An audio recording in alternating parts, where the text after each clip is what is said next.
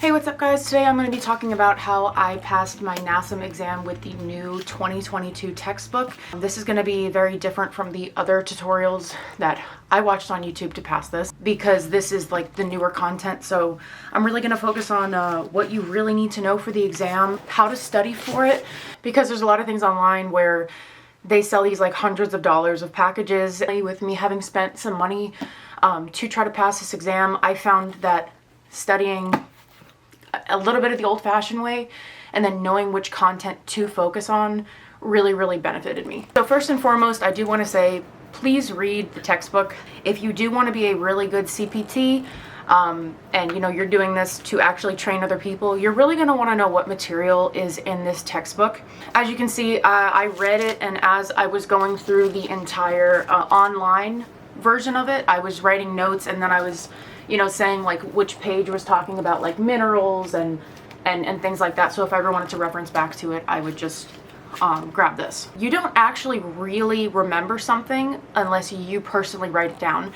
So I got about 3/4 of the way through until I bought one of these just lined paper notebooks, and I started writing down everything. I did nothing but this for a month, and I passed. There are 140 questions on the NASM CPT exam. I believe they made it more now because when I took it was 120.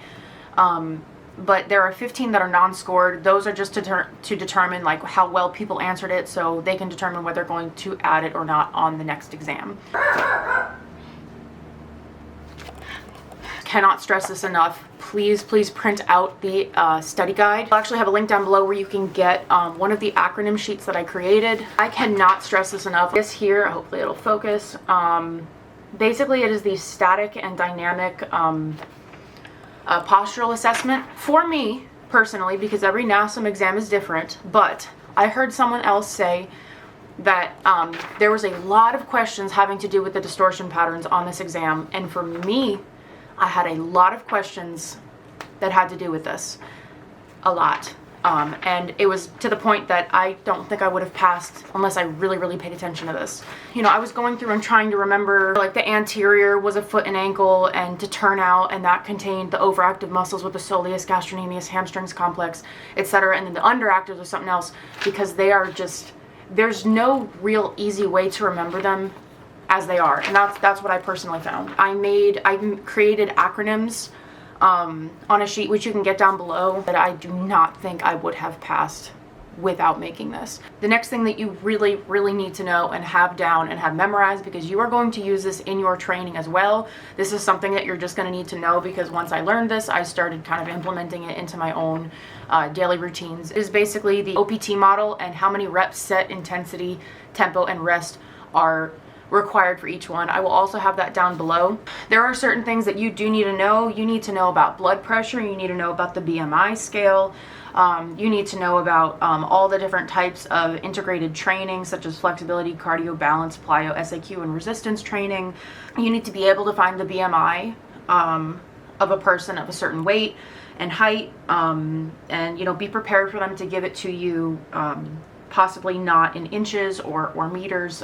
So you're going to want to know that as well. Now, practice tests. The practice exams that you have on the portal, the NASM portal, oh my gosh, take those. Take those. And what I found is if you're getting an 88 or 90% or higher, that's when you know that you're ready. I think the first time I took it, it was like an 80, and then it went down to like a 66, because this is exactly how the exam works. You don't know what material you're going to get. And of course, I think this might need to be said, do not take the exam and look at your notes, because it's not going to benefit you the time of the exam, because you're not going to have any access to any notes. And then also, you just really want to make sure that when you're taking these practice exams, just take it one every day. That's actually how I got a lot of these notes. I didn't go through the textbook, but I based these notes off of, let's say they were asking me a question about the OPT model, which obviously 100% you need to know the OPT model like the back of your hand. If they were asking me, just for instance, what comes after muscular development? You need to know what that is. So then I would go back. Let's say I didn't know the answer to that question. I would create the OPT model and just make sure that I understood it. And of course, a lot of these questions will become reoccurring on the practice exams, which was why you need to continuously take them. One of the best forms of studying is to study your own handwriting. It's been proven. When you write it down, you do remember it. I know you're gonna do great on the exam. Follow these tips. I'm super excited about the acronyms because when I was looking for things to study, no one really gave me any sort of acronyms. They were just like, memorize it. And it's like, okay, well, there's a lot of stuff to memorize, so you're gonna need to give me something that will make me remember it. And I do want to touch for a second on those acronyms. The phrases that I created are super wacky because that's how you remember them. I hope all this works. You guys are going to do great. And feel free to leave me a comment. Let me know how you did. So thanks for watching, and I will see you in the next video.